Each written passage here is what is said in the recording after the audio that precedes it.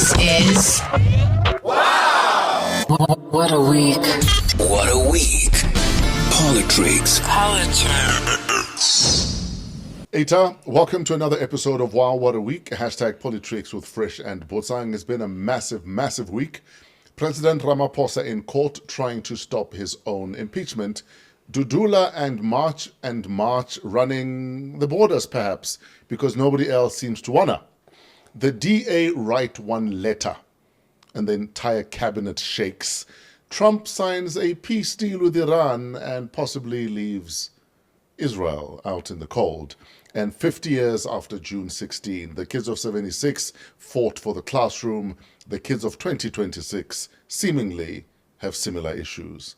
Botsang is in the building because I cannot handle this hot potato alone. Please welcome Botsang Mudimwame Muilwa. B.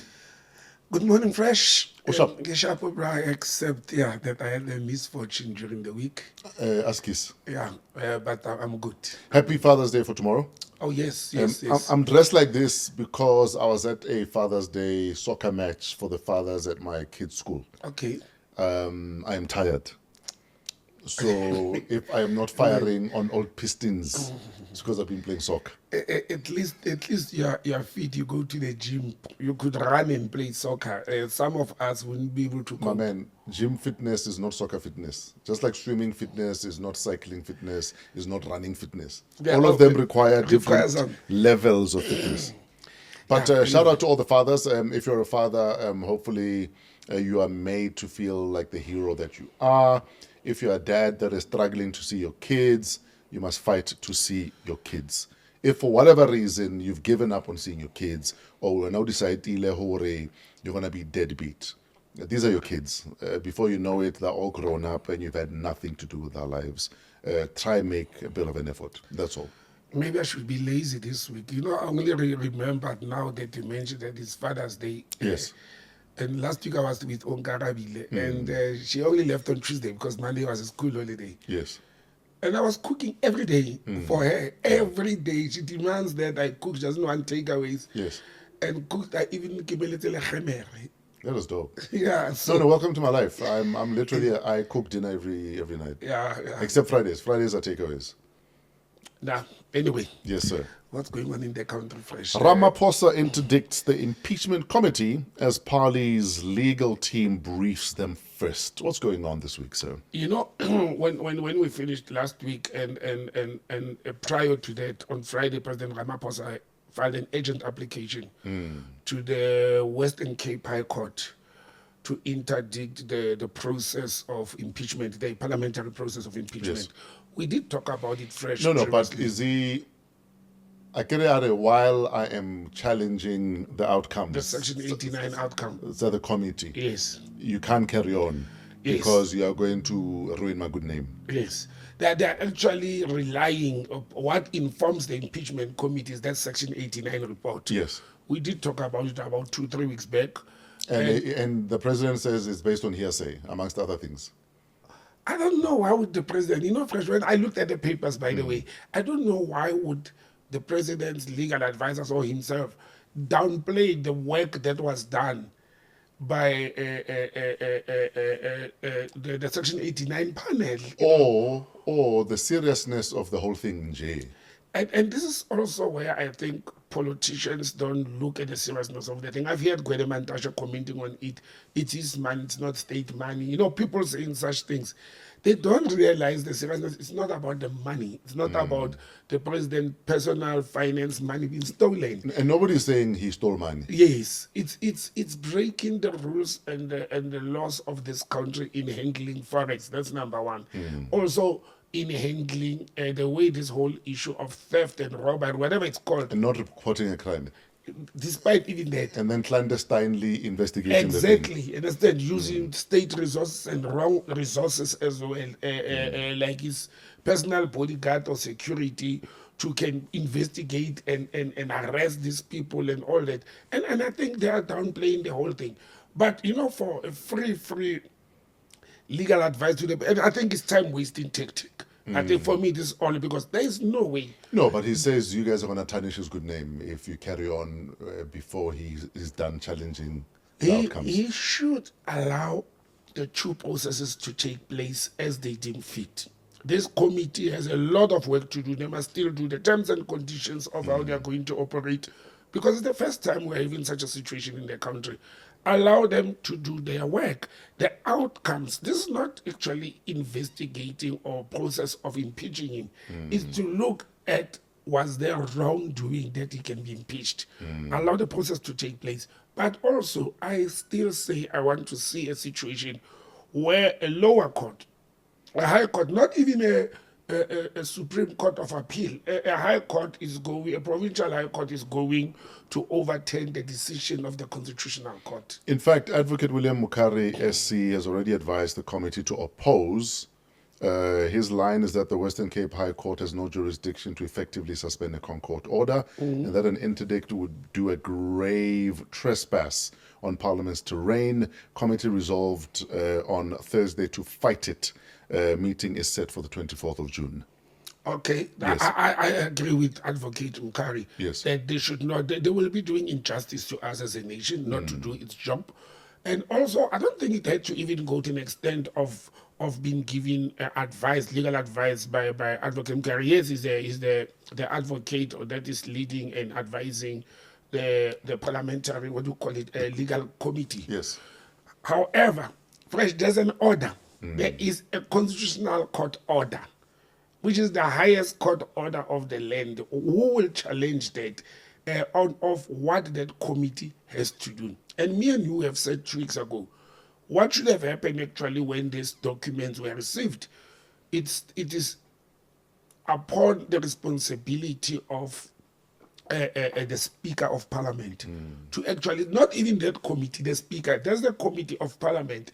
The Speaker is supposed to be respondent number 1 to this interdict by the President, supposed to be the Speaker representing the National Assembly, to say we are not going to stop our duty as prescribed by the Constitution and as directed by the Constitutional Court. You understand? So I think Advocate Mukari, the senior counsel, is on the right track. And I think, and what I like about the decision they've taken during the course of this week, on Thursday specifically, was the fact that they didn't even take the date very far, like next month, the 24th of June. It's now. during the course now. So thumbs up to Parliament for standing its ground. The President has representative in that committee. They are not supposed to be his representative, but they are members of his political party. The ANC has a very clear practice of defending their leaders or their position in Parliament, and they are in majority in that parliamentary committee, and I'm expecting them to conduct themselves in that particular fashion. Not to say it's right to do that, but I'm expecting them to go and stand up and use their majority to hold on to the GNU as well. But they may lobby. They may lobby other members of the GNU, the Democratic Alliance, the Patriotic Alliance, to coincide with them and outvote or outnumber all other parties. If you look at the number of members of the GNU and non-members, they will outnumber them in that committee. So are we suggesting that if the EFF and the ATM had not stood up to say we are opposing the president's course of action, that the Speaker of Parliament, on behalf of Parliament, that put together this committee in the first place, would not oppose? Well, she was silent. She was silent until these two political parties stood up very firmly and made noise day one about this whole thing. Even when President Ramaphosa, before he filed an urgent application last week, even before that, at the end of last week, when he started talking about, I'm consulting, I'm seeking legal opinion advice, ATM and EFF already stood up and said, no, we are not going to be derailed or delayed by your actions. It is well within the rights of President Ramaphosa to go to court, to go and seek legal assistance or different opinion. It's well within his right, like anybody else in the country, but fair and square, let Parliament do its job. If you were best friends with President Ramaphosa, how would you advise he deal with this whole thing, given that obviously right now the inevitable is being delayed? And once this thing the process, we press play on the process, there'll be way more things we're bound to find out about Phala Phala Yeah. than if, for instance, it was a case of wagging, like the initial time where we were told he's going to resign. Yes, And, yes. and his close friends had told him that you're not going to do that. Yeah. Well, Because surely there's going to be way more damning testimonies and evidence put forward if this thing proceeds. yeah. How would you advise him? You guys are best friends.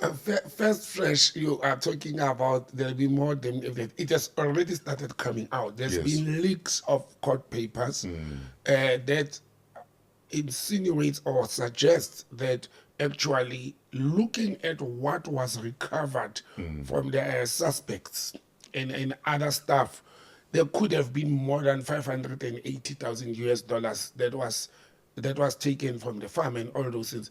There's many other things of how did the farm, the money arrive there. Mustafa's case is still open-ended. It's not clear how he got into the country with the money. And if I was President Ramaphosa's friend or advisor, if he knows, and there's an element of truth in this whole thing, and he knows the truth, he's the only person who knows the truth, or the first person, I would have left the office fresh.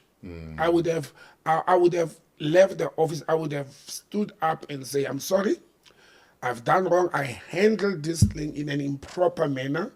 And or even if he doesn't leave the office, I've let them say, we are not accepting your apology or your sorriness, leave the office. Even if he doesn't leave the office, he should have simply admitted to the wrongdoing, to not following process, not go all over, use Chapter 9 institutions, fighting courts, try to block this thing. And now it's giving investigators and interested parties and opposition parties an interest of what is it that is being hidden here. Understand? You make people to dig more because you are busy defending yourself. I always use the old school saying, he who defends himself accuses himself. When it's not necessary. Once you start defending yourself, you're accusing yourself when it's not necessary. And I think President Ramaphosa should have simply, especially at this stage, especially after the Constitutional Court, there was a window, there was an opportunity for him after the court ruling to say, I apologize for oversight, not handling this thing properly, and let me do it right. And come with a statement. Politicians always have statements. Come with a statement and issue a public statement. Then if the public and parliament forces you out of office, then you resign. But who knows that sometimes when you apologize, you actually defeat people by not fighting back. Do we know how size-wise that amount of dollars would be? Because I'm curious. Mustafa, yes. Like were they in a suitcase? Well, if they are in compact, suitcases? 580,000 US dollars, if they were in, I don't know if, no, but the US does not have a $200 note. I think it's going to start with Trump. With the 250. I think they've got a $100 note. 100, let's use $100 one note times 580 now. It's a lot fresh. Even if they are compact and they are new. That's another thing, where the dollars newly printed currency, because you know that a currency, when it's not newly printed, it has been used as exchange hands. It's not like when it's compacted. compact, yes, Yeah, yes. understand. When it's new, it's compact, but it's a lot. Look, that's why they were in. The other thing is, nobody has ever denied or disputed the fact that they were stuffed in sofas. For me, it's interesting. Why would money be transported in sofas or be hidden in sofas? Why? Especially on a game farm that probably has the rifles and therefore has safes. Yes, you understand. So it's a lot. I think it was a big look. There's a couch there, normal sofa, two to three seater sofa. You will have to remove all the sponges and cushions out of that couch, and stuff money in there. You understand? So he has created a problem for himself, the president. He has seriously created, and for those who are saying people are playing politics and opposing parties are playing politics, they don't understand that how dangerous and how big this thing is. It's way bigger than playing politics.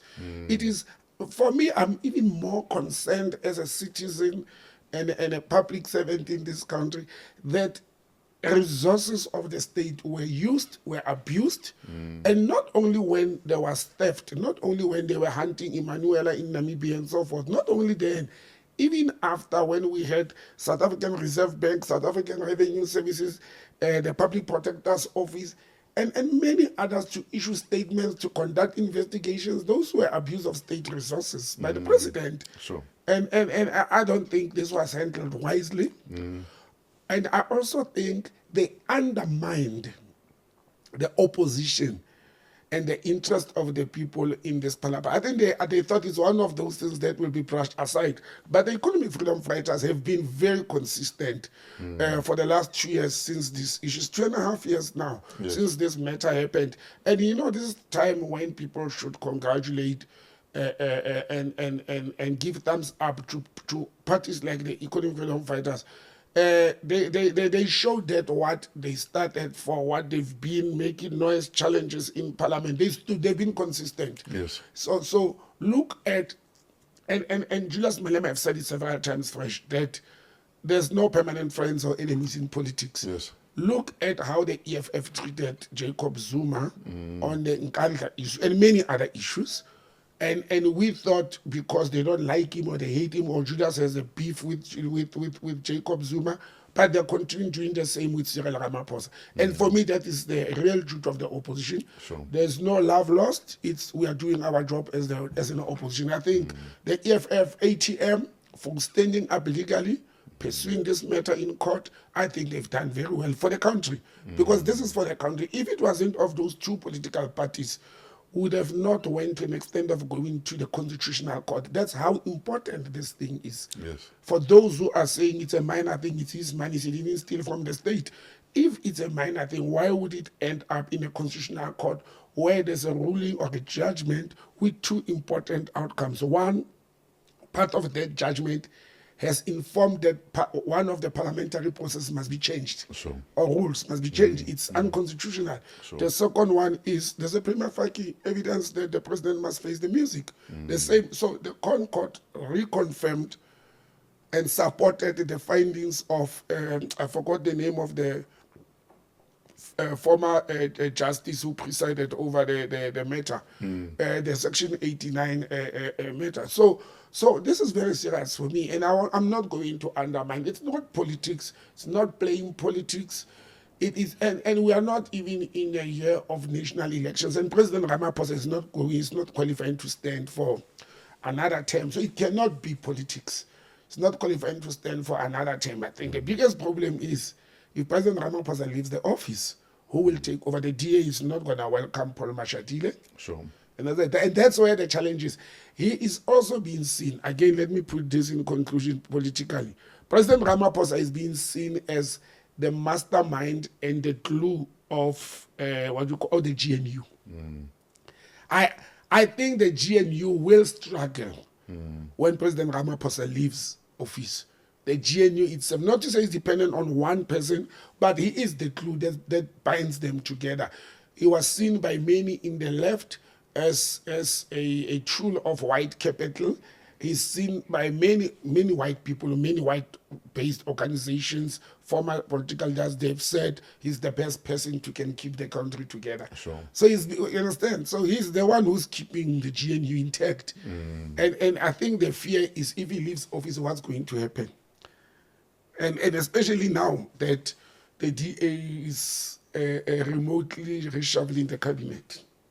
You are looking for retired Chief Justice Sandile Ngobo. Yes, Chief Justice Ngobo. I mean, Fresh, why would you undermine a decision of a retired Chief Justice with an impeccable track record?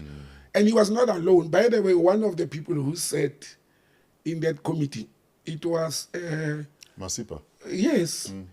You understand? So, and I think one of the Madlanga commissioners, either Madlanga himself or the lady, was part of that whole committee process of Section 89.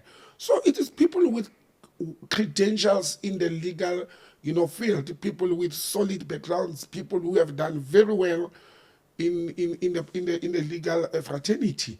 I mean, this is not a magistrate or a junior senior counsel who presided over Section 89 inquiry. It's a former Chief Justice of the country. So are we saying even the former Chief Justice made the wrong decision? I don't say judges are perfect and clear. They cannot make human but errors. based on the evidence presented to them, I mean, I don't think they want to thumbsuck something Exactly. for the sake of it. It was actually Justice Ngobo, Advocate Mahlapisillo, Yes. retired Judge Thokozile Masipa. Yes. Yes. You see, an advocate Sello is sitting at the Madlanga Commission. And so you can see the caliber of the people who actually presided over that investigation. Very personal. Yeah, I There was personally. evidence, we looked Yeah. at it, there may be a case to answer. Exactly. Mr. President Ramaphosa Fresh says, you are my friend now. Leave this thing. Just let this thing go. It could help the ANC in rebuilding itself. Sure. Part of Ramaphosa's ticket in coming to office, we should never forget that, is to fight corruption and to run a clean administration. Lead by example. Demonstrate that when there's serious allegations and findings, against you, you will say, I am not going to interfere with it, but I will still exercise my judicial right, but I will not interfere with the process. Sure. Yep. Let's move to the 30th of June, Yes, sir. 2026. Do we have a vigilantism crisis, an immigration crisis, or a failure of state in acting crisis? You know, there's a professor from University of Wits, Wits University, who wrote a piece about that during the course of this week. Very well detailed. One, that piece was attacked heavily by South Africans. The first mistake of that piece was because it was written by a foreign national who's working at Wits. And obviously when people start seeing that, oh, this person is from Ghana, and is writing this article or from West Africa, then obviously we'll write on it with a biased mind. But I don't think it's look, vigilance and criminality will always be there in a society or the community. But I don't think this thing that is happening fresh and towards the 30th of June is vigilantism. I don't think so. I think there is failure of the rule of law. And I think the socio-economic issues that have happened in South Africa over a long time have led us to this. And now what people are terming vigilantism is that there was a vacuum where the government failed the people. Yes. On various aspects, including immigration, general immigration, not only illegal. But also these are issues that people have been lamenting for a very long time. So sometimes I look at our leaders telling us about how we're dealing with it, and it almost feels like dealing with it because there's a looming deadline, not because there was someone who said, we are not doing our jobs, let's do our jobs. Let's do our job. Yeah. Because that's all it had to be. I mean, if you have inspectors that go to restaurants to make sure that when it comes to labor law, no one is found wanting. When it comes to hiring of foreign nationals, that they comply. That, whether it's a rare skill or a skill that is ordinary South African won't have, that the application process happened, the Department of Home Affairs was satisfied that this person is indeed going to be an asset to the country. But because no one is checking up on any of these things, it leads to this. And now we have a situation where we're arguing over whether there's vigilantism, is it xenophobia. All it is people saying we're tired of lawlessness. Yeah.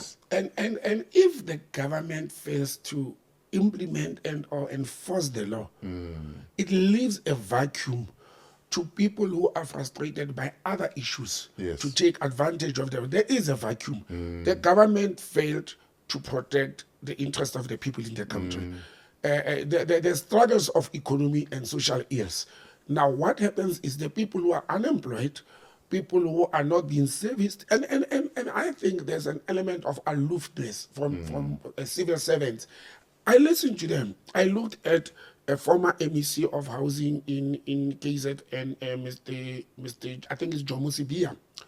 He's now the deputy minister of employment and labor.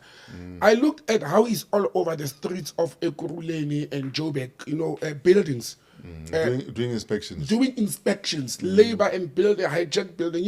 In one building in Ekurhuleni, they found a village or a township inside a building. Yes. With Yeah, shacks with numbers. And streets. No, what they do is they'll hijack a building and then they'll subdivide inside the building to create a squatter camp within the building. Yes, fresh. And a government, abandoned government, first of all, the Department of Public Works, whether it's local, provincial, or national, they've abandoned that building. Yes. That's one. Two, how on earth do you find 700 families constructing shacks inside the building and nobody noticed that? Where is Metropolis, where is South African Police Services, where is labor and all that? And they've been living there for years. Now, what does it become? It becomes a humanitarian issue. It becomes a constitutional issue. Because once you remove them, the element of humanity comes in to say you are displacing the people, give them alternative accommodation, especially that it's a cold winter month. Yes. I think this thing is multi-faced. Fresh. There's a social ills, there's economic problem, there's an employment force and the economic situation, but there's also what we spoke about several times, me and you, the failure of noisemakers. Governments in Africa. I don't even want to talk about Europe and Asia because there are illegal immigrants from Eastern Europe and Asia here. The Chinese, Bangladesh and Pakistanis. If you go to Bedford View, if you go to East Rand Mall and all that, the majority of the people who are living there are foreign nationals from Asia and Eastern Europe. Now, somebody says, why these marches of March Operation Dudula and others are they not happening at Chinatown? Are they not happening? But it shows that people who ask such questions or politicians who ask those questions, they are not in touch with reality. Yes. The people who are reacting is the people who are directly impacted. Yeah, I'm reacting about the people I'm seeing in front of me. I'm seeing in front of you. You know Now, for me to leave the area I'm in where I'm affected, now to go do country duty in another area. You're asking a bit too much of me. Exactly. So the people... And we can't always respond with what about? Yes. I've told you my issue. Can we deal with my issue? If you feel there's another issue, champion that issue. Exactly. But don't ignore mine by whatabouting it. And also questioning the people's reaction. And whose country is it? Is it not the country of the people? The people are saying, and I've said it many times, we fail to even implement. There are laws in this country. There are laws of who should own a business. I saw an article issued by the Department of Employment and Labor on how from now before 30th of June, they've started visiting companies, restaurants, businesses, including private homes. Now, this is why I have a problem. They are enforcing the law across the board, which is good. But the amount that was approved or that was lobbied with NEDLEC as well, because NEDLEC is part of the business decision-making process of the country.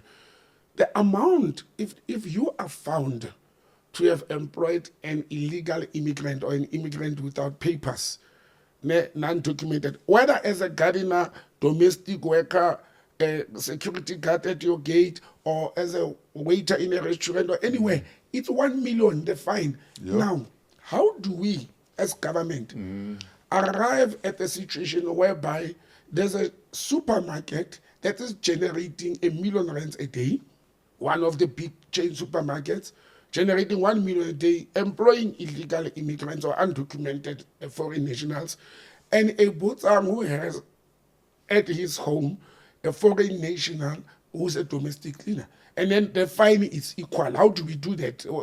I don't say Botsang must employ a foreign national to clean his house or to do his garden. But how do we as a nation arrive at a point as lawmakers to say we'll find them the same when there's no profit motive on my side and the other person has a profit motive? How do we arrive at such decision? How do we say we are going to start inspecting when the people you look and address them as vigilante groups have been making noise for over a year about this thing? How do you say you're starting to implement this whole thing to show that you are doing work before the 30th of June deadline when you have been lamenting that you don't have enough inspectors? Where do they suddenly come from? And what criteria are you going to use? I've written a lot of papers for government and suggestions. The biggest problem is restaurants, it's farms, it's mines. You know, that's the biggest challenge we are sitting with. And then come the trucking companies. Fresh, as way back as, let me tell you, as way back as when it was locked down. But surely even households. It's just that Yes, because even households. households don't necessarily have a profit. Yes, there's no profit, but majority of people who are working in our households, they're foreign nationals. I mean, that's fair and square. And I think I know quite a number of people who are foreign nationals in suburbs. They are paying their domestic helpers. They are not exploiting them. They are paying them decently. Because if you could afford to pay your domestic worker 4,000 to 5,000 rand, I think it's well within the legal parameters. But let me tell you something quickly. You know, as way back, I think it was 2020 during the COVID lockdown, we sat at the Reserve Bank, and one of the issues that was on my table was that truckers, South African trucks that are doing business in Africa, that are traveling to the DRC, to Malawi, to all over Africa, the drivers are foreign nationals. So South African drivers who had organized themselves as association were reacting to that, and they blockaded people. You know, one operator, truck company, they was asked a question, how many, in front of us, government officials, how many drivers do you have in your company? He said 94. Then he was asked, how many of those 94 are foreign nationals? Fresh, at the beginning, I thought he made a mistake. He said 88. Yeah. Proudly so. Said, is it 88 South Africans? He said, no, 88 foreign nationals. He had the reason. He explained why. One of his explanations that I could have bought, I don't say it's justified, is that it's for example, if you've got trucks going to the DRC Congo, you need somebody who speaks local language and French and knows the roads there and all those things. You understand? For wars and vigilantism that's happening there. It could be a reason, but it's not a justification of why you should have 88 foreign nationals out of 94 employees. Now, the government allowed all this. Fresh, I have a problem, and I've been doing immigration and consular services all my adult life. Ne? There is no way somebody can come and tell me that all foreign nationals who are here legally, who have papers to be lecturers at university, to work at a restaurant, it's scarce skills. What scarce skills is that? What scarce skill is? Even the legal ones, I have a problem to say, even those who are here legally and are compensated fairly and within the legal parameters of salaries and all that, is it scarce skills? Because that's where we're supposed to start. And many countries at the moment, if you remember how Donald Trump came into office, one of his tickets was immigration. So there's challenge of immigration all over the world because of the economies of the world are shrinking, and governments are protecting nationals and jobs for the domestic people primarily, and we are not doing that. We are not showing a sign of going to that direction. We are not listening to the people. We are not acting. And political parties, obviously, they will take advantage of this as well. Yes. Understand? We have seen how political parties taken advantage. Now everybody even leaders of the ANC have started now talking towards the election campaign about how foreign nationals must behave in our country, how they should come here illegally and all those things. We allowed it as a nation. And the people are saying, we are tired. We are tired. And I've said it several times that people will take advantage of soft targets. And I don't think this March and March, Operation Dudula, I don't think their target is xenophobia or illegal immigrants. The African people who are living in South Africa will be the first victims. Sure. Not because South Africans hate African people, but because the proximity. They live with us in townships, villages, and all that. While the Europeans and others and the Chinese, they've grouped themselves in the suburbs where they are not. You know, when you look at puzzle shops and townships and hair salons, it's African people and to some extent Asians from Bangladesh and Pakistan. Those will be the first targets. Those will be because they are within the impoverished, unemployed communities. Yes. I'm explaining it, I'm not justifying it, to say why is it happening like that? And people will say it's Afrophobia or xenophobia. It is not. So there have been voluntary repatriations. We've seen Nigerians flying back home, Ghanaians flying back home. And there's the massive issue of Malawian nationals in Durban. Yes. This is in Durban alone. Yeah. where we're having people saying voluntarily send me back home. But unfortunately, you can't be sent back home without the Department of Home Affairs processing you to say that either your passport had expired or you had sneaked into the country, but everything needs to be documented, processed before you are repatriated. Absolutely. And often, chances are you'll be sent to the Lindela Repatriation Center in the west of Johannesburg. But the Malawian nationals are saying, you're not processing us fast enough. Because I think the last I checked, they could only do 70 at a time. Yes. But, you had numbers go from about 500 to 1,000 to 10,000. Yes. Now we're having people are getting agitated. I think Papa Bushiri even posted on social media that he's sending buses here. Yeah. At some stage, the Malawian consulate had issued a statement asking for donations for people to be repatriated. How do we deal with a situation like that where, one, you're proving march and march right by saying this is the influx we're talking about, where people come to this country and then they just disappear. Yeah. They just disappear, they blend in, but the laws. Fresh, it's actually shocked me that in Durban only, we're not even saying KwaZulu-Natal, there are so many Malawians. In Durban alone, 10,000 and counting. And those who showed up. Yes. We don't talk about those who didn't show up. Exactly. And I also never imagined there are so many Malawians in South Africa. Zimbabweans, Mozambicans. No, there are quite a few. In fact, in Johannesburg, you'll be amazed at how many Malawians, Zimbabweans, Lesotho, and Mozambicans in Joburg alone. The other three, but I never imagined Malawians. I know in the mining areas of, because a lot of Zambian Malawians came into South Africa for mining purposes in the years. But how do we handle this? First of all, the repatriation of foreign nationals was never supposed to be a South African problem, whether they have buses or planes or what. It's never supposed to be. It is the responsibility of this country, and Home Affairs so far is doing well. You have to process the people.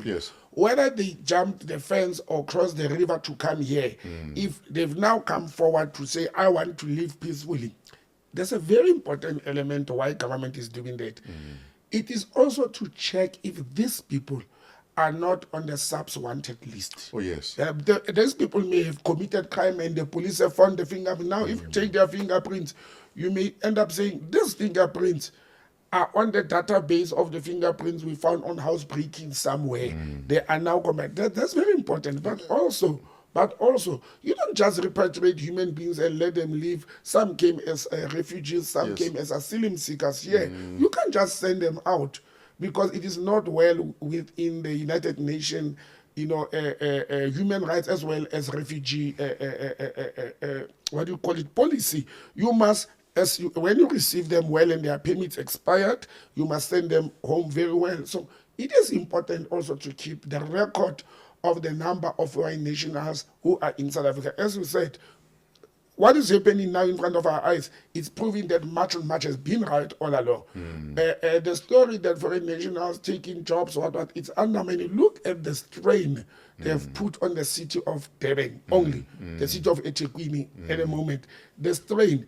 But there's these foreign countries as well. When they repatriate, Ghana did the same, Nigeria did the same. I see Malawi, they start talking in nice tones, help us, support us, let's process our nationals behave. The minute they have left, either they are foreign ministers or they are presidents, they start talking nonsense, in my words. And then it becomes a South African issue. It becomes a South African issue. Why should it be a South African issue? That we were nice and we were reckless to apply the law.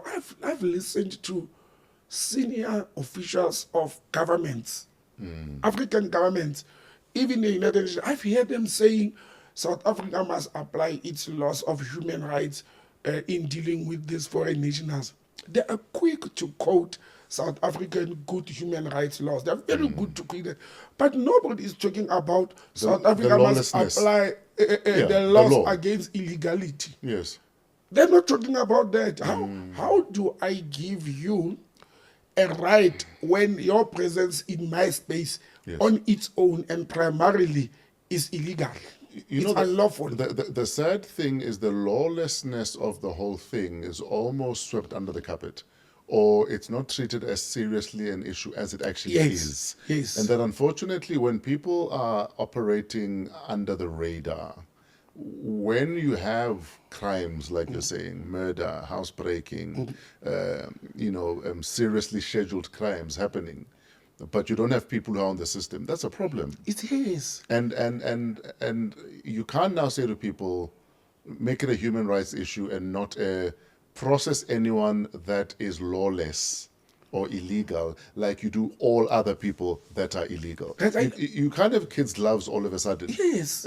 Because it suits your narrative. And like I said, I mean, where are these people when South Africans who break laws are processed? Yes. It's the same laws. It's the same laws. It's the same laws. Understand? It's all this and I've said it before. Part of the problem is corporate business, people with money, rich people. They are benefiting from this because they're paying cheap labor. Yes. And they've been quiet all along because they've been benefiting from this process. But the people are suffering on the ground. People are talking about employment. Foreign nationals leaving is not going to immediately create employment or on a large scale. But you will have, if in absence of illegal or undocumented foreign nationals, in absence of fresh, it's going to automatically create employment opportunities for South Africans. Yes. Understand? It's going to do that. Look at employment in restaurants. You want to tell me that the youth in this youth month who are sitting in townships waiting for the 370 rand of the COVID grant that has been extended, who are waiting for the 370 rand, wouldn't they rather go and work in a restaurant and earn a basic minimum salary? Yes. And wouldn't they do that? I mean, let's apply basic logic. Hey, but I get it now, and then you're going to force me to have to register you and then pay you a minimum wage. Yes. And then Pay UIF. and treat you decently Yes. with a bit of dignity. And- So yes. it's not in the interest of some businesses to have people formally on their books. Because now you're eating into my profits. You see, when you maximize profits and by breaking the law, Yes. we must deal with that as a country. Absolutely. These businesses that are breaking the law. But also, if we can't create employment, for youth, let's create opportunities of SMMEs. Let's create opportunities of them being able to feed themselves. You understand? Look, when we grew up, we used to perm and make wave and styling gels and what do you call that one that you have now with short hair, SKL and all that. Who used to do that on our heads? Who braids women hair? It used to be other people in the community. And it was a source of income or source of living. Now, when you have everybody coming from everywhere doing that, you are closing up opportunities for the local people first. Yes. And that's why I'm a very strong advocate of protected sectors. I don't say foreign nationals must not come and live with the immigration is all over the world. I'm saying we as a country, we must have protected sectors of the economy that we are saying these sectors are exclusively for citizens of South Africa or permanent residents of South Africa. They're exclusive. All other countries do that. Exclusive businesses are for residents or for citizens. If we don't start there, we won't see the opportunity. Yes. And if that insults other countries who have failed to create those opportunities for their citizens, let them be insulted. Let them be insulted. It's so embarrassing to hear a prime minister, a foreign minister, a president of another country saying to another country, yeah, but you are starving our people. When your people ran away from starvation. You know, it's unfortunate that for a lot of these governments, obviously, if my people are leaving because I have failed to provide services, or just an opportunity for them to exist within my country, and they go to another country and they exist there illegally and they're sending money home every week or every month. Obviously, that works in the favor of my economy. But I'm yet to hear any of them actually say, we're sorry. That our failure of our people has burdened your people. Yes. But let's find a way that can mutually benefit both countries. But we are sorry.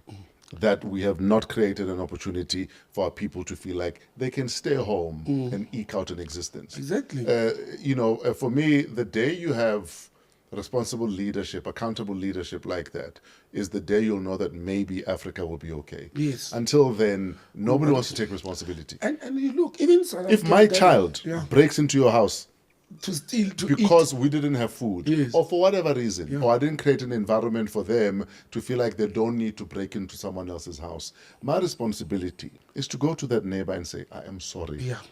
Is there a bill I can help you cover? Exactly. Because my child has done that.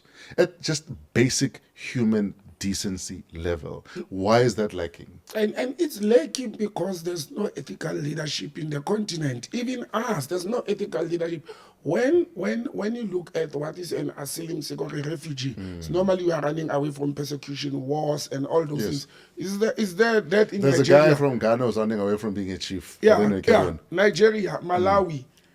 Is there wars going on in those countries? It's starvation, it's poverty, it's not wars. Yes. And is there a war going on in Pakistan and Bangladesh that the people run from there to come here? There's nothing like that.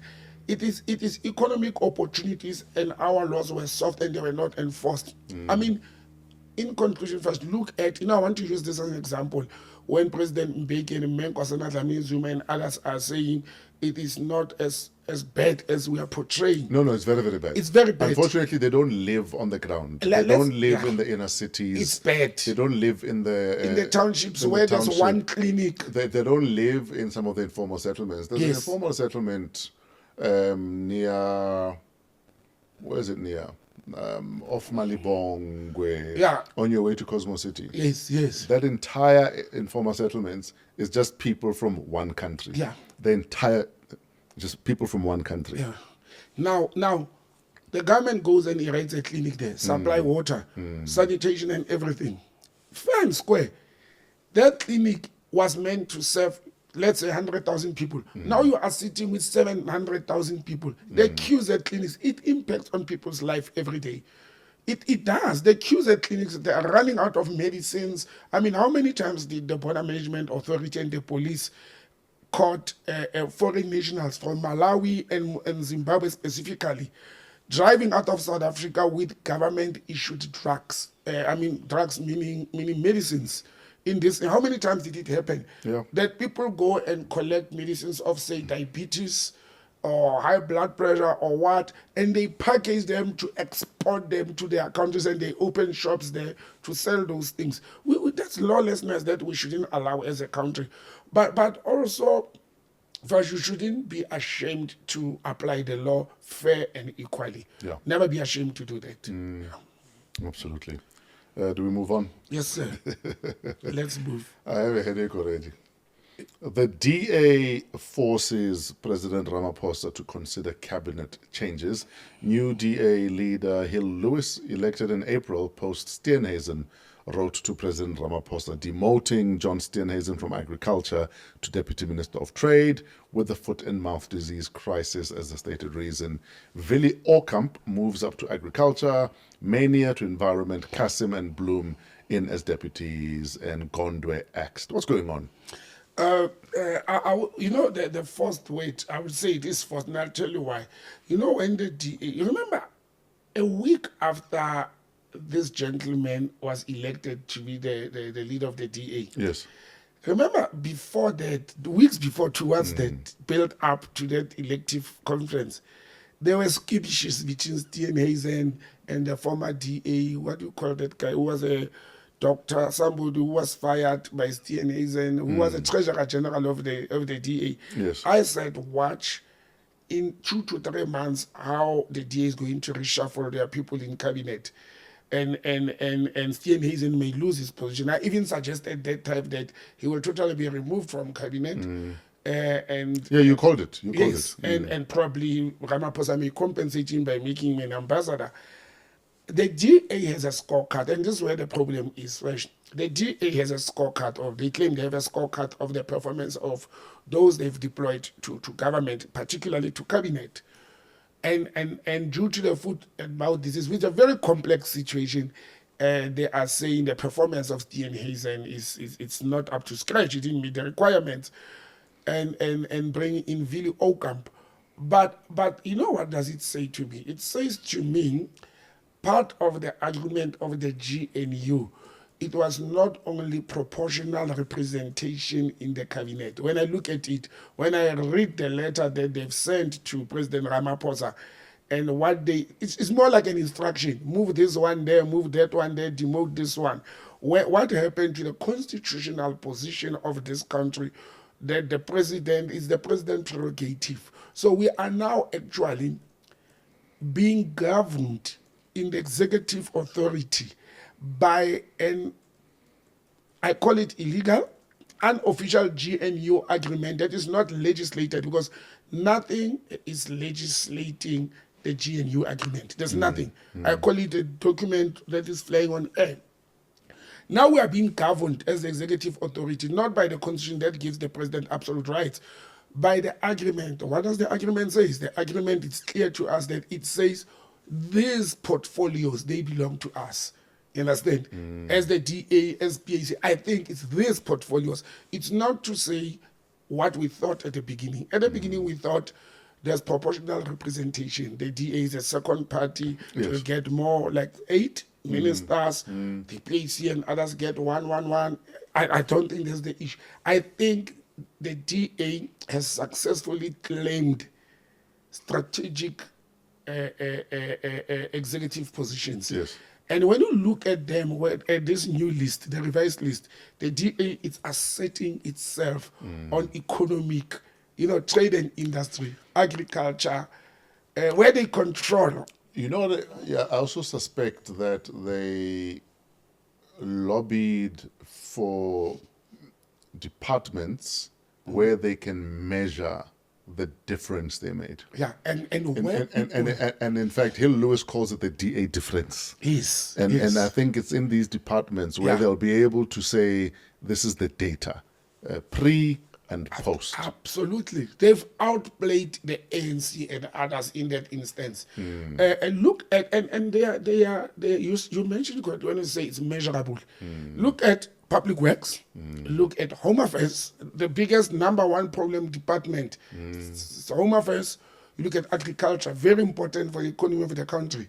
And they said we can measure ourselves here. But why was Steenhuisen so bullish and arrogant about wanting to centralize vaccines for foot and mouth, when the farmers, the experts in farming, were saying, give it to us, allow for us to be able to vaccinate our own herds? Yes. It's not asking for too much. Other nations that deal with foot and mouth have done that before. Done that. Give it to the farmers.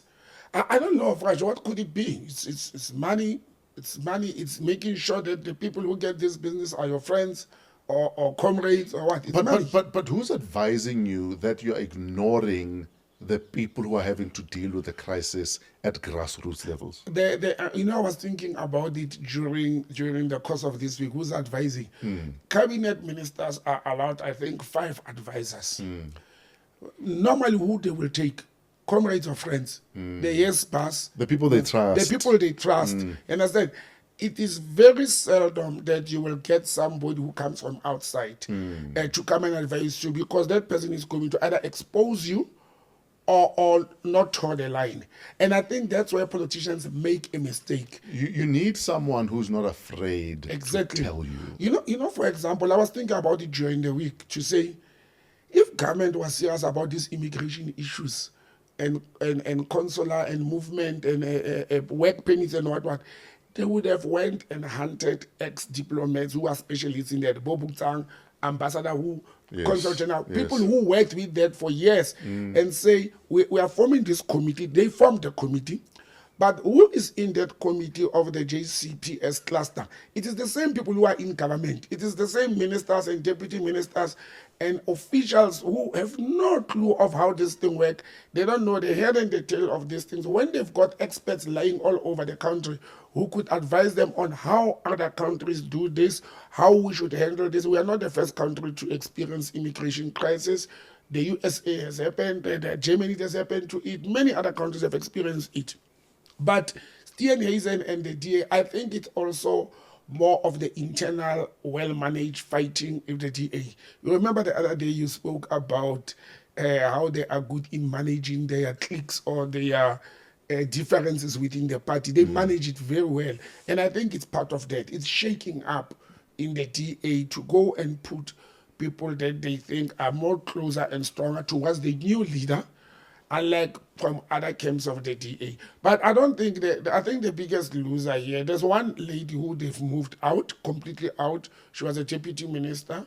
But the demotion of Steenhuisen, look, Steenhuisen ate very quickly and he rose up. You know, him being elected into cabinet, it's 2 years now, in July, it will be 2 years they are in cabinet. I think he benefited. No, but what about Maramanyana? Maramanyana, when I was something. So Maramanyana. Who doesn't have Maramanyana? They look at Gating, look at Steenhuisen, they all have Maramanyana. So I don't think it's personal. I think it's political. It's a political move that the DA is doing. I know President Ramaphosa met with the top 7. Yes. Of the ANC this week. He had an urgent meeting. Yeah. Because what the DA are doing is going to force him to also reshuffle on his side.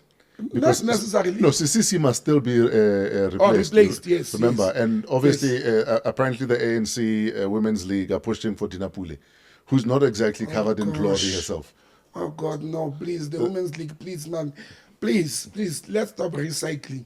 Let the ANC do some nice thing. There's nothing wrong with Medina Pule. And you know, there are so many bright, young women yes. in the Women's League. Yes. But it almost seems like, so emang. Fresh, you can't eat for 32 years. Let ANC has a special advice from me. Free. Yes. In revamping and rebuilding and regenerating yourself, the opportunity is now. Yes. It's now, before local elections and Yes. before 2029 elections. The opportunity is now. The ANC, it's a dead horse. It's dying. They should resuscitate it now. Or what do you do when you are fainted and what do you call it? Resuscitate. Yeah, there's a medical term. It's now that they should take the advantage and the opportunity to keep on bringing us people that we know they are failures. But also, I mean, with respect, Dinapule is not exactly covered in glory. Yes. I mean, for JZ to have decided that House Pani more, that in itself is problematic. Do people forgot? Have people forgotten the red soul shoes? Have people forgotten the failures? The Ben 10. Yeah. Have we forgotten all those things? But they bring fresh new blood. Sure. Understand? I personally know people who are in their 30s and 40s, well educated, ready to serve. But they must wait. They must wait. Wait for when you are not going to win elections ever again. But it is also for the best interest of not only the part of the country to deploy competent people in positions. And I think President Ramaphosa was forced by the DA to go and consult with the top 7 or top 6, including him to be 7 of the ANC. He had to. I didn't see it as affecting because, as I said at the beginning of our conversation on this topic, I don't think it's affecting the portfolios occupied by the ANC per se, because it looks like the DA chose their portfolios or departments they want to lead. They're comfortable with it, so you will reshuffle within our departments. You know, like I said at the beginning, the constitutional powers vested into President Ramaphosa have been taken away by the GNU illegal agreement. That's why a political party can tell the president when to reshuffle the cabinet and how. Not only when, and how. Where is the president's prerogative? Hey, because you're not entitled. You're not entitled. You're not entitled to say to the president, okay, shuffle anyan. Yeah. He must decide if it's time to shuffle. Exactly. What if President Ramaphosa says to the DA leader, no, I'm not in a reality to can reshuffle cabinet. Or I like Steenhuisen there. Or I like Steenhuisen there. I think he's doing a good job. What if President Ramaphosa says that it is going to collapse the GNU? The DA will make noise. They will scrap their backs to say you are going to do this. Yeah. And again, and if people understand how the constitution works, this is me saying it. the GNU illegal agreement has suspended the powers of the constitutional powers of the president. That's where we are in the country. And for me, it's the DA that is always talking a lot about the rule of law and the constitution. The constitution. They are actually abusing and disregarding the constitution for the sake of being in government. That if you want to stand up and say it's by the rule of law, it's by the constitution, why do you want to bend and twist the constitution when it suits you? What happened to the powers of the constitution? Because it is taken, but I want somebody to challenge me that the GNU agreement is actually, it's unconstitutional. It's an agreement that is not regulated by any law in this country. There's no law that's regulating it. If I was in the opposition, I would have taken the GNU to the Constitutional Court to say actually it's an illegitimate. The Constitution provided two: majority you rule, you form cabinet, or you form a minority government. Not what we are having at the moment. But that's a topic for another day. Indeed it is. Can we go to the Middle East quickly? Yes, sir. US-Iran peace deal announced Sunday, 14 June via Pakistani Prime Minister Sharif as mediator. Formal signing yesterday in Switzerland. It ends the roughly 4-month 2026 war, reopens the Straits of Hormuz, lifts oil sanctions, and defers Iran's nuclear program to phase 2 talks. Trump has authorized lifting the naval blockade. And it seems like Israel may be the loser on this one. If they are really the loser, fresh. Yes. Having have studied politics and history all my life, not at school, in real life, I don't trust Americans on anything that's called a peace deal. I don't trust them at all. 1, 2, if I look at that peace agreement, Iran is victorious. If that peace agreement, well, they are victorious. And they get billions of dollars to rebuild. Yeah. I heard the Vice President Vance saying, no, we are not giving them any cash. I don't care whether you give me cash. If you rebuild that bridge, that's what I want. I don't want cash. Almost all the demands of the Iranians have been met in that agreement. That's why I doubt if it will hold water.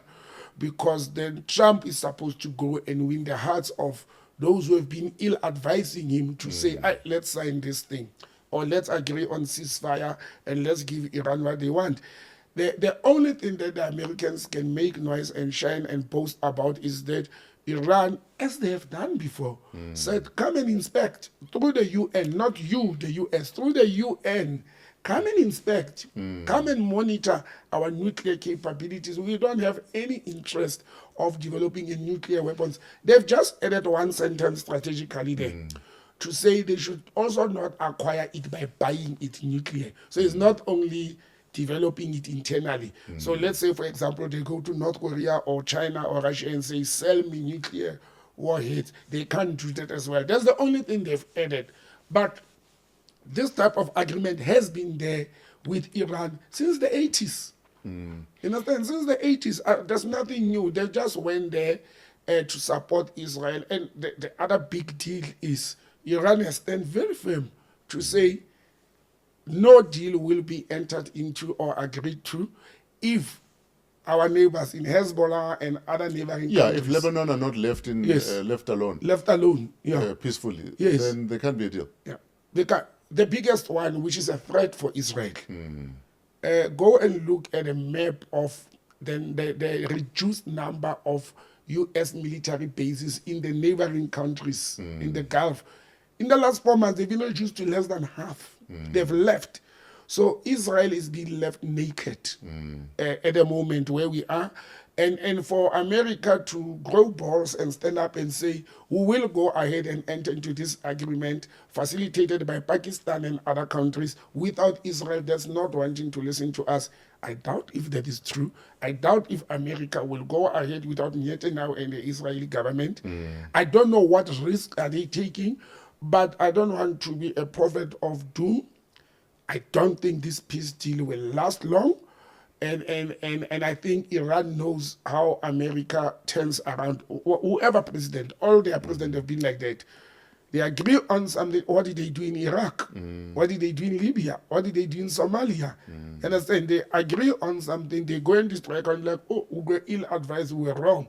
We bombed a country thinking there's new weapons of mass destruction. But every agency that matters told the Trump administration that Iran are not close to having a nuclear weapon. Every single one of them was ignored. It's business fresh. Donald Trump and his cowards there, they are business people. I've said it for many years. The war is business. You destroy a country, who is going to supply cement, who's going to supply this and that, who's going to rebuild whatever has been destroyed in Iran? It is business people.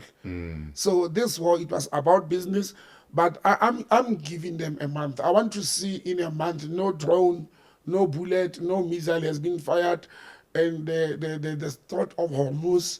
You know, when I talk about Strait of Hormuz, something makes me very angry. Imagine I'm diverting, being on a date and somebody asks you, what is the Strait of Hormuz? Then you realize that you are in the wrong dates.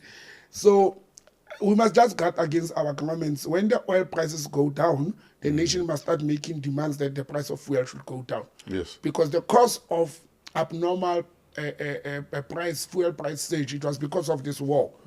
I want to see our government, I don't care about other governments, what they are going to do.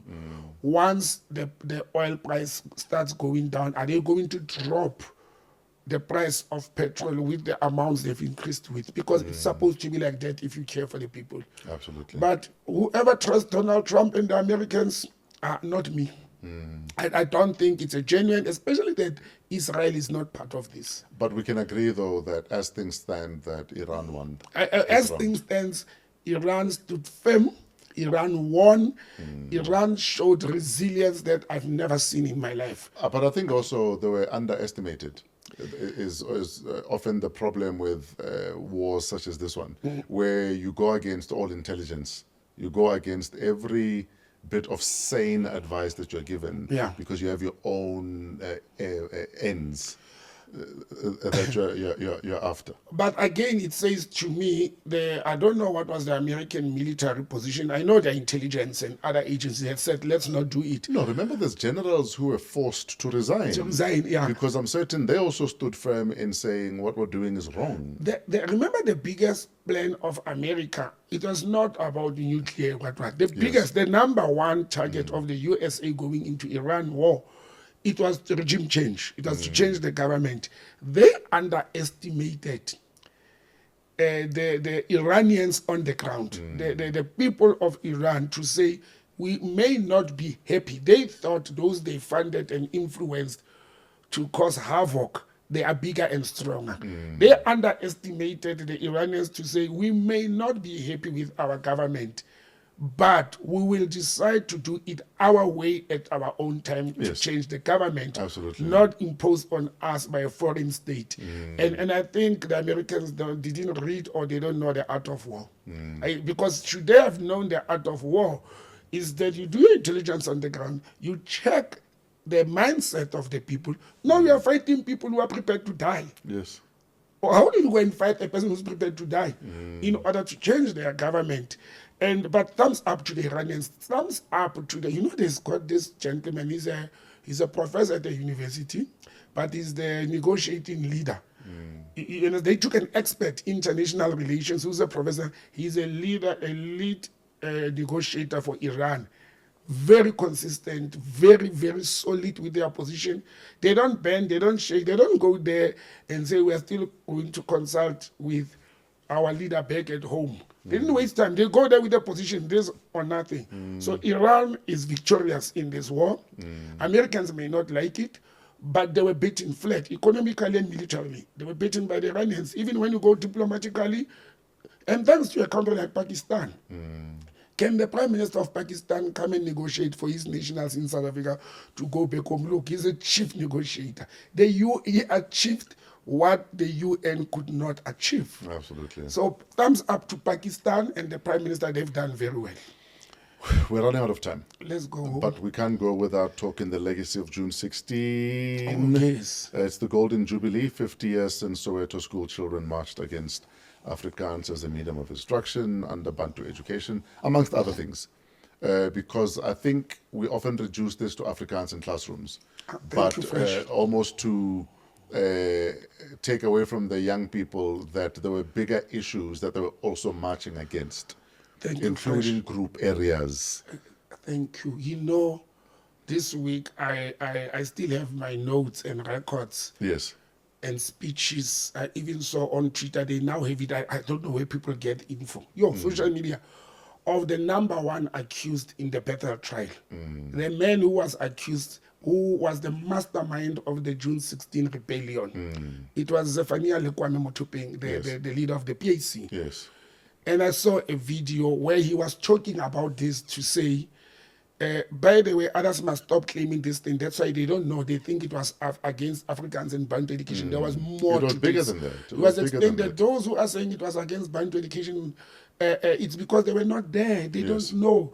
The June 16, 1976, and maybe this must be taught at schools, was led by the Black Consciousness and the Pan-Africanist Congress. It was only them. The ANC or the Charterists, they were nowhere near that rebellion. And that's why they are lacking the understanding. That's why for 32 years, June 16 celebrations are 50 years old now.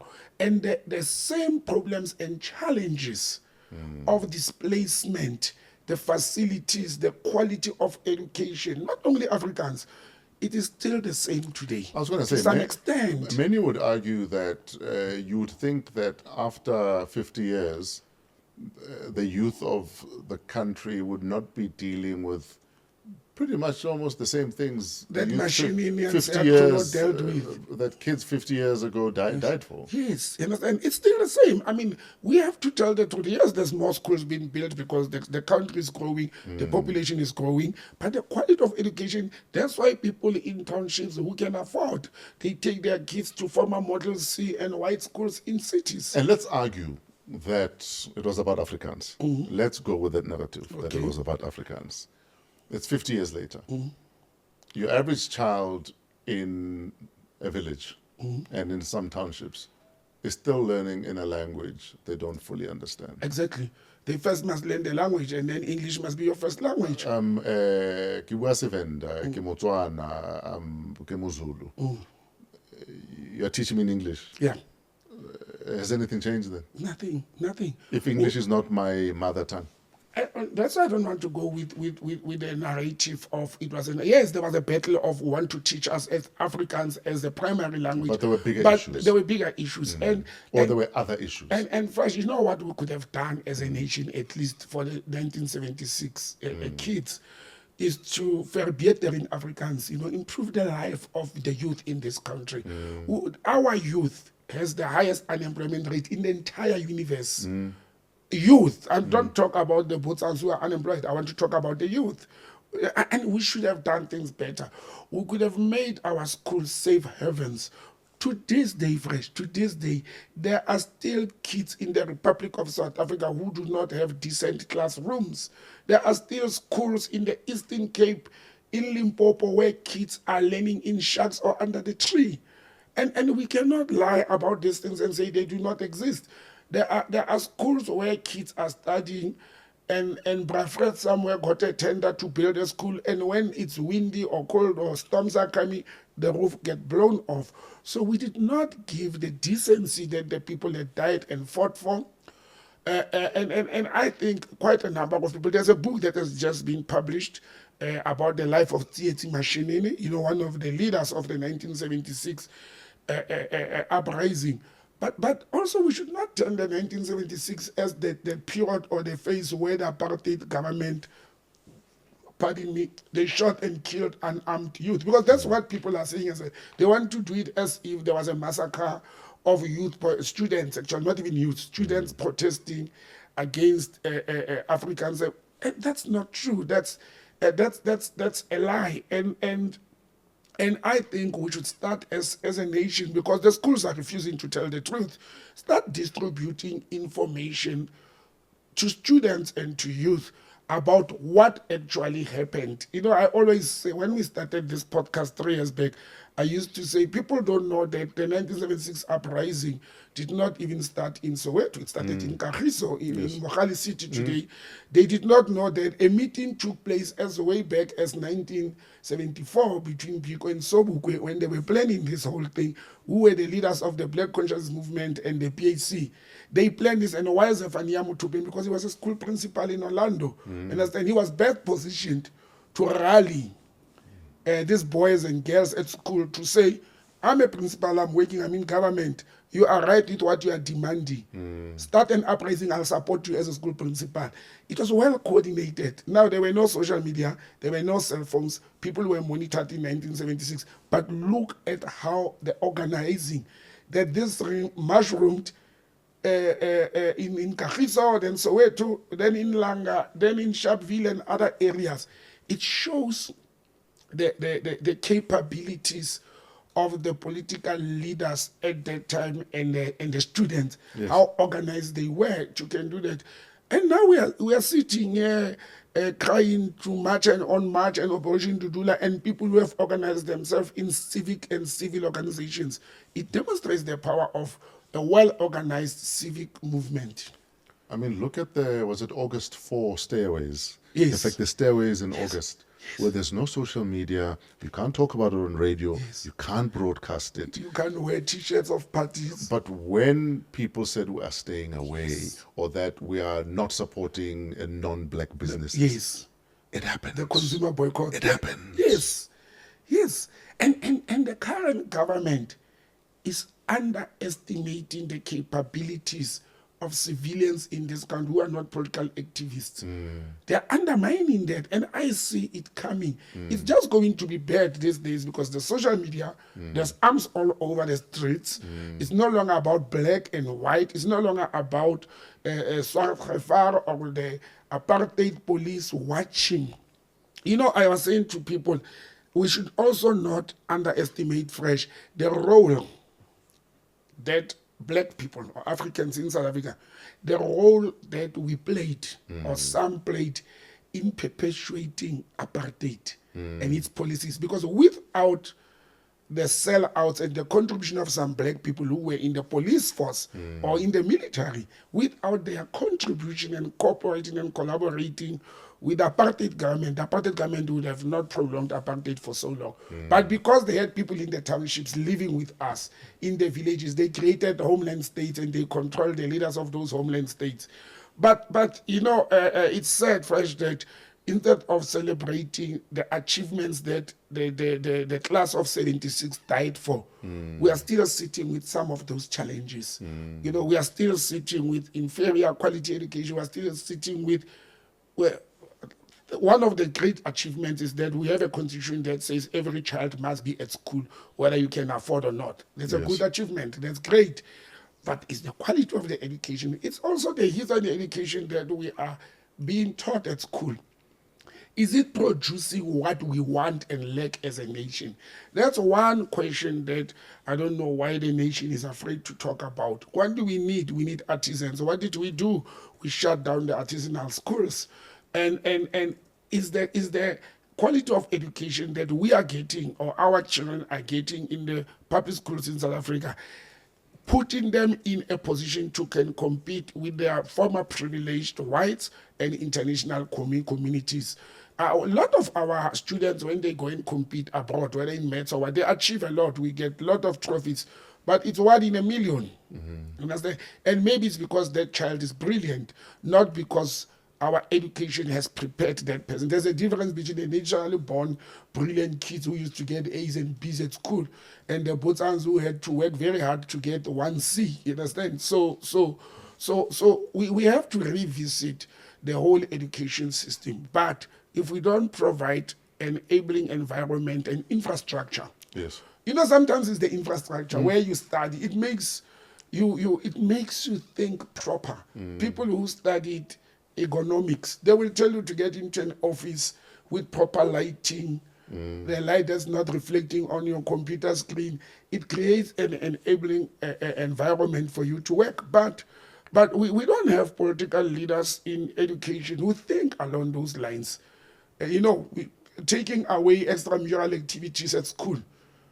Taking away those things that there were school choirs competition, there were schools playing and competing in football, and all those things that kept the kids, the youth, and the student away from problems. One of the things, in conclusion from my side, one of the things that the 1976 youth fought for, people are forgetting, just alcohol, shebeens in townships, because they were destroying their fathers and brothers and mothers' lives. Yes. If you remember that youth, they went to shebeens to kick buckets of Mkomboti and Tamela cartoons, whatever it's called.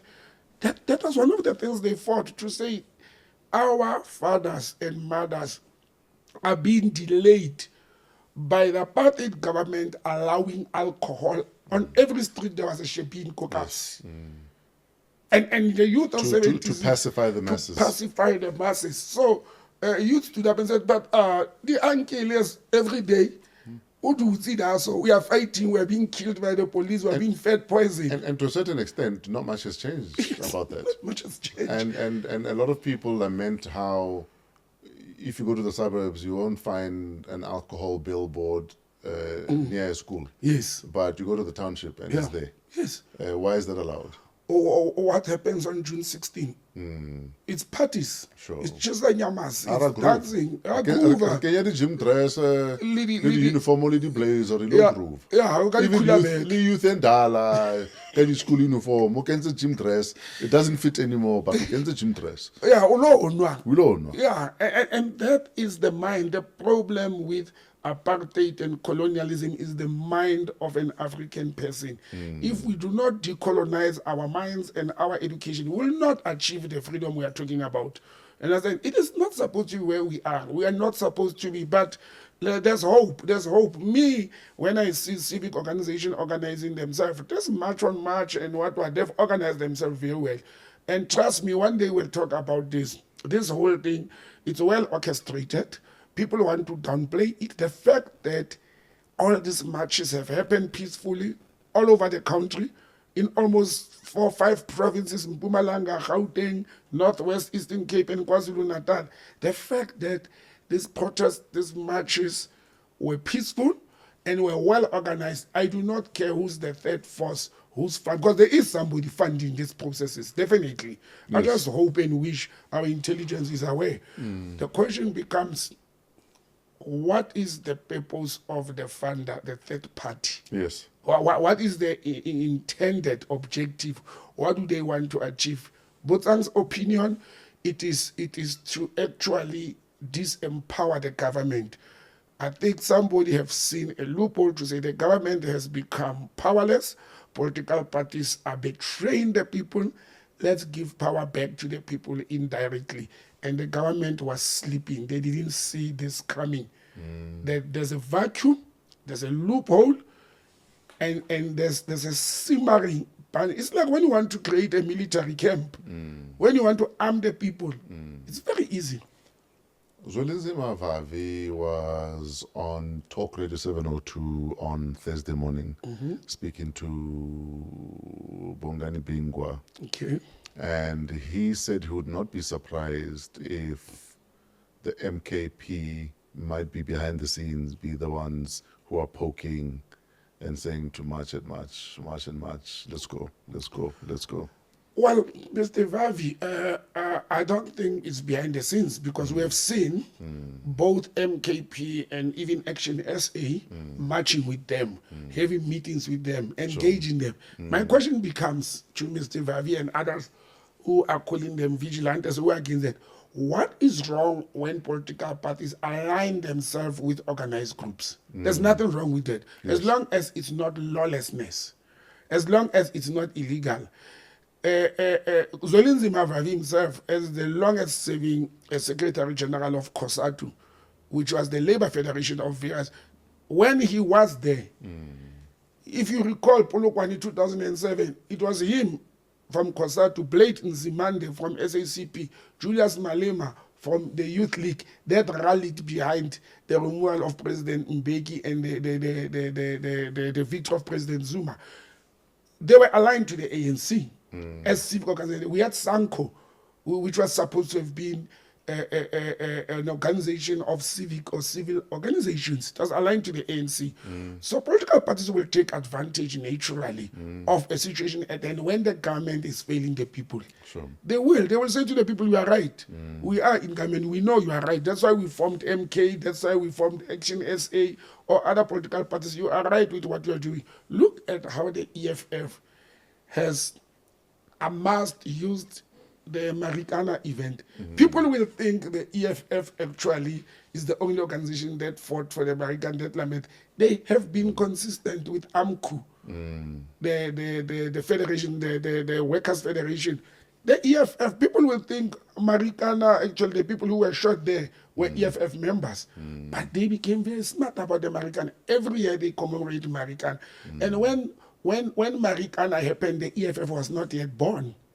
If you recall, the EFF was born in 2013. Marikana happened in 2012. But look at how they've organized themselves towards the Marikana massacre. And political parties will do that. But I don't think the MKP are doing it behind the scenes. I think they're doing it openly. I've seen Chakinta and Gomez Zuma wearing MKP Galia at some stage. Actually, people will say, oh, you said you are apolitical, but now you are wearing MKP. It's a right of association. The lady from Operation Dudula, Z, has joined Action SA after he resigned from Operation Dudula. People have a right of affiliation and association, but we should not look at who is doing what. We should look at, are their laments? Yes. Are their calls? Are they lying? Are they lying? Are they justified? They are not lying. Now, you can't tell me that that's not how you do it. I listened to Minister Mamulu Kukubai addressing the nation after that meeting to say, this is not how you do things. Let government do things according to the law. That government has failed to do things according to the law. Yes. They failed the people. The people are taking this whole thing into their own hands now to force the government. But 50 years of June 16, may the souls of those gallant fighters, some of them, some families have been recovered the mortal remains of their own children. You know, some they disappeared in other African states where they were exiled. We never know what happened. The apartheid government went into many African countries to kill people there or kidnap people there. But and look, they've set the tone, and I think the current youth and the current students, instead of drinking and partying in the month of June, they should actually do activities that will build and make the life of youth better. And it's not only jobs fresh. There's opportunities that this country can create for our youth to be able to feed themselves. Instead of giving them 270, create opportunities for them. Yes. And I think with that as a nation, we can achieve a lot. Absolutely. Yes. We're out of time. Thank you, Fresh. Where do we find you on social media? botsangm@gmail.com, and that's the email, and at botsangm on social media handles. And we can continue this conversation on WhatsApp at +27 83 884 7787. Great stuff. Thank you as always, sir. Thank you, Fresh. I miss you on the radio. We'll see you in a week. I'll be on the radio from the 1st of July on Kaya FM 959. So let's meet there, 959.co.za, if you are not in the province of Gauteng in South Africa. Can't wait. Thanks, Fresh. Yes, sir. Thank you for hanging out with us on Wow What a Week, #Politricks, Fresh, Botsang, and you. We are coming to you from Discover TV in West Johannesburg. Discover TV, let them be your stage. We are part of the Africa Podcast Network. Email us on waw@africapodcastnetwork.com. From our executive producer, Kelezo Modise, our videographers at Pezulu Works, Trevor and his crew, and the entire crew, thank you for choosing us every single Saturday morning at 8. And for those of you that come a bit later to watch, we appreciate you. Please continue to interact with the conversation in the comment section at the bottom. Please like, please subscribe, and share the links so that we can keep conversating and hopefully finding each other eventually. Until next week, we are out of here. Have a great week, in spite of yourselves.